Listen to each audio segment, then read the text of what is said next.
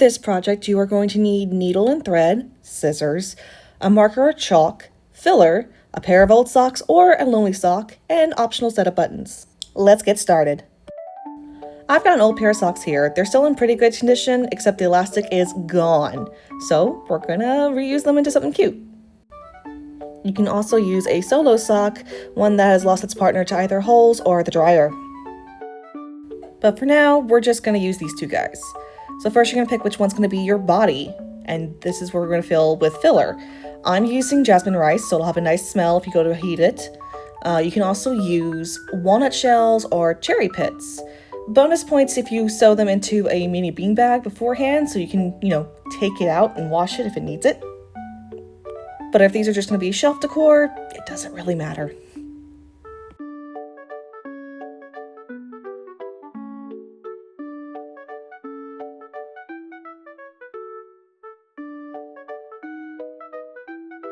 Once you've filled it enough that it feels a good weight to it and it feels big enough for the body of your rabbit, you can go ahead and tie it off. Mine's a little too short, so I'm gonna go ahead and stitch it off with a simple running stitch. But if it is long enough to tie, you can just cut the remainder and let that be the ears. But we're gonna go ahead and start. Oh, wait, actually, no, we're not gonna start just yet because we've gotta tie off the thread. Once you've threaded, you need to make sure you're doing double, but then you do one loop around the finger and roll it off. It'll make a nice, big, secure knot that isn't too obstructing. I learned that from a theater teacher. Then you cut off the excess as close to the knot as you can without actually cutting the knot. Now we can stitch. I'm just going to determine about how much of the body you want to have versus how much loose in the neck. I'm going to start right there at that line where the tan meets the white. And just a simple back and forth.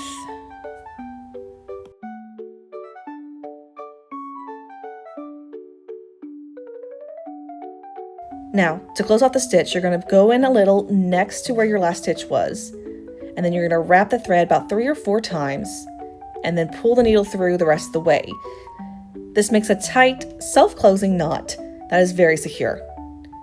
And then you're going to go ahead and clip off the excess, and the excess of your sock. Hold on to that though, we're going to use that. And take a moment to keep your station clean. And there's a nice little beanbag solid body. And put it to the side, and let's get started on the head. You're gonna take the sock and you're gonna flip it inside out because we're gonna make marks on it.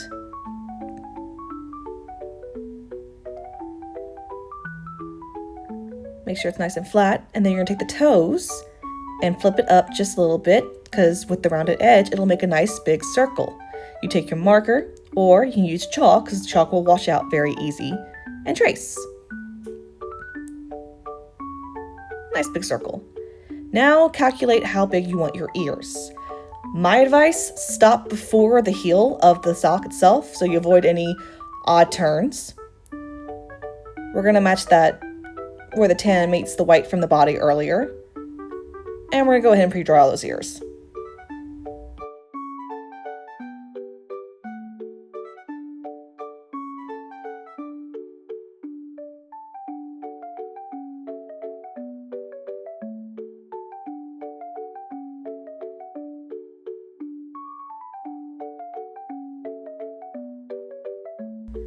Next, we're going to go ahead and follow that line and cut it out.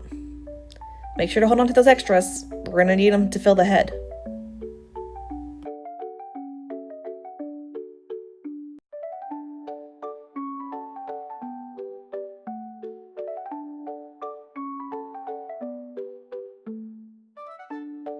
All right, remember to re-tie off that end for the thread using the simple method there. And we're going to do another running stitch just to kind of seal it in. Try and stay semi-close to the edge. You want it close enough that you don't lose a lot of material, but you want it far back enough that it doesn't reopen on its own. Now see, I clipped a little too hard there, so we're going to adjust the fabric as we stitch to prevent having a hole.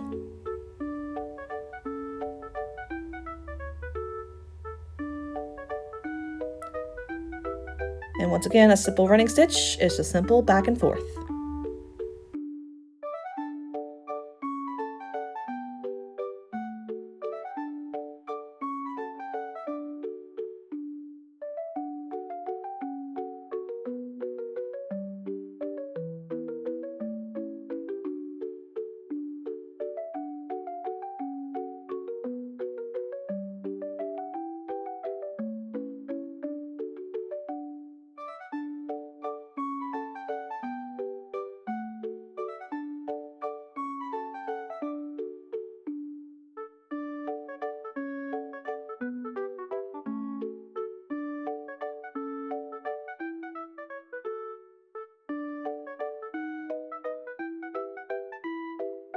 Now, we're not going to fully close off this other ear because we need a hole in order to stuff it.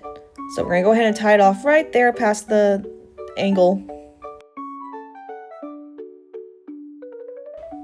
And then we're going to dig in deep and invert him the right way out.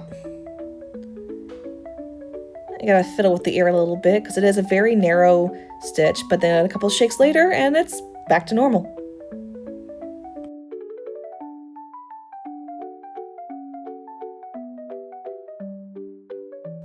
Now it is time to mince the scraps.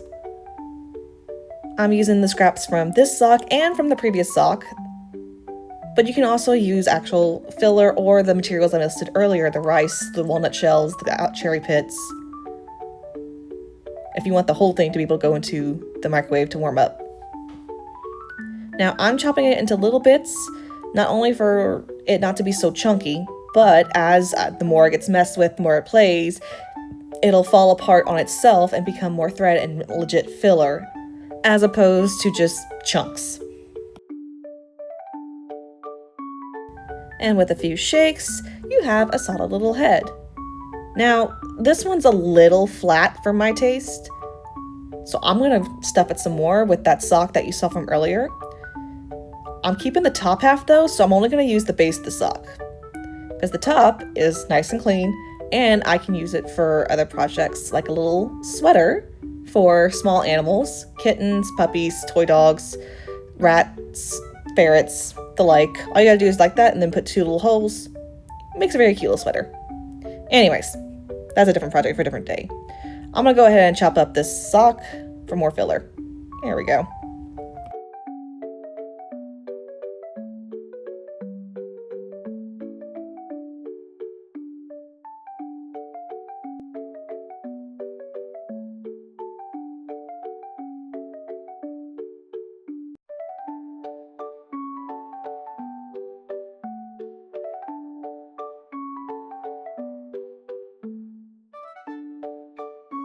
And now that it is fully stuffed with fluff, time to finish sewing it up.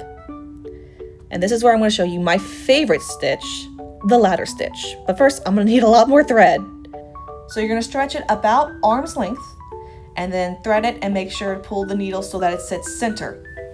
And now we're going to do the ladder stitch.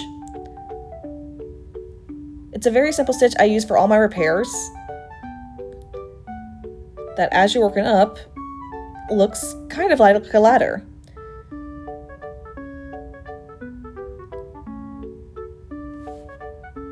It goes back and forth over the seam.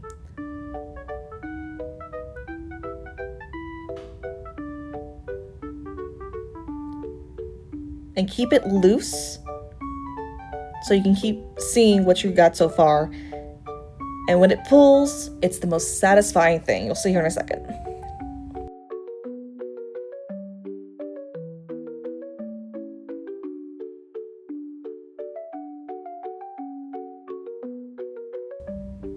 Another reason I love the ladder stitch is it does fold in both sides to push them flush against each other.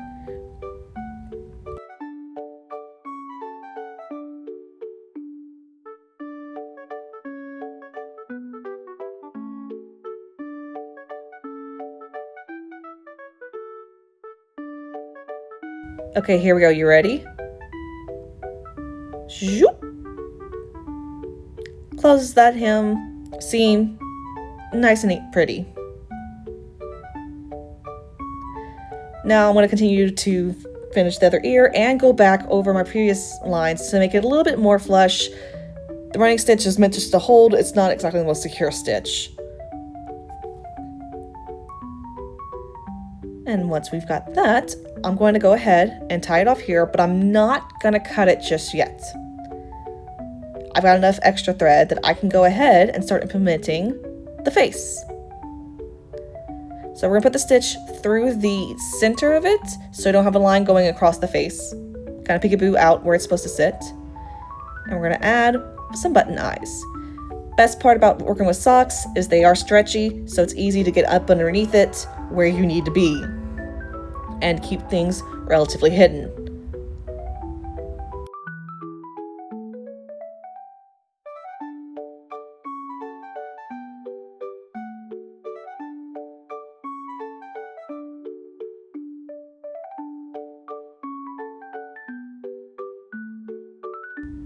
We're going to dive under and through again and not catch the ear in the slack.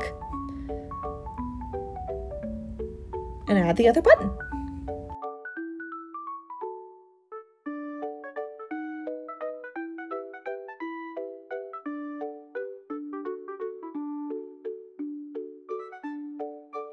And there we go, 2 little button eyes. The other mother would be so proud. Now you can stop here or you can dive back under into the mesh again and come out and make the nose. Simple embroidery style, going back and forth with slightly smaller stitches as you go down to make a nice little triangle.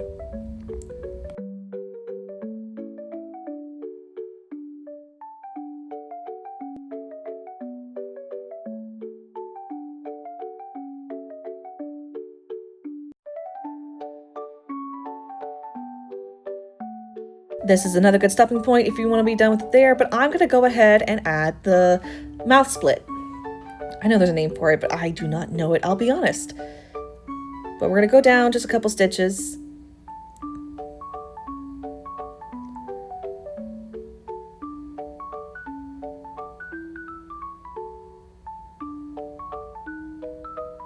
And then we're going to get flush at the very end and start going out to make a teeny tiny little smile. Very cute, very demure.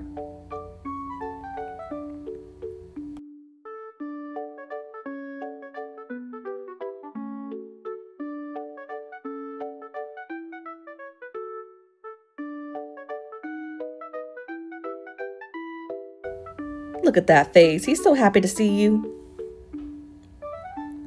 We're going to work to get back towards the center so we can hide our finishing stitch there, where the most of the thread is anyway. So get as close to the threads as you can, 3 or 4 loops, and let it pull itself shut. Now, fun tip is you take and you go through all the way, no making stitches, but just to go through and clip there. That way the end hides in the center of the plush. Now it's time to attach the head to the neck. I'm going to do 1 stitch to hold it where I want it, and then we're going to do another letter stitch.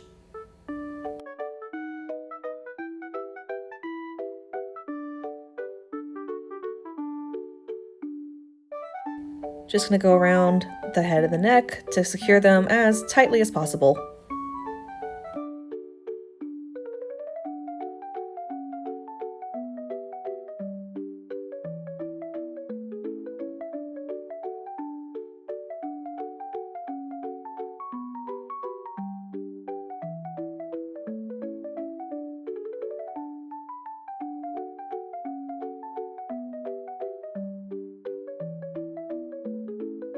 And there you have it, 1 little sock rabbit. Now, I did goof up on this one. I should have made the neck area a little smaller. He is a little bit on the floppy side, but that's okay. We love a little floppy guy.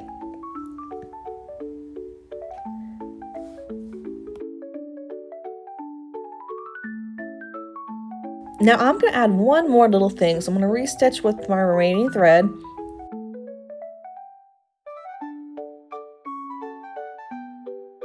And grab one of the prettier and fluffier scraps I left behind.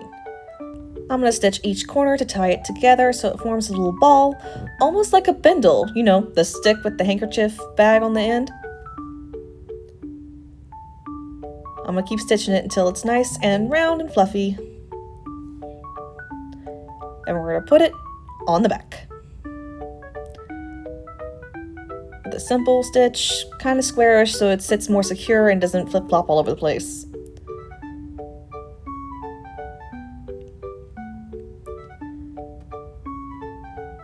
And that, my friends, is the end. One sock rabbit.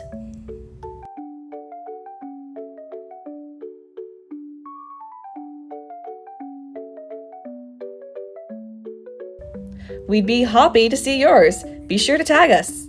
Thanks for watching.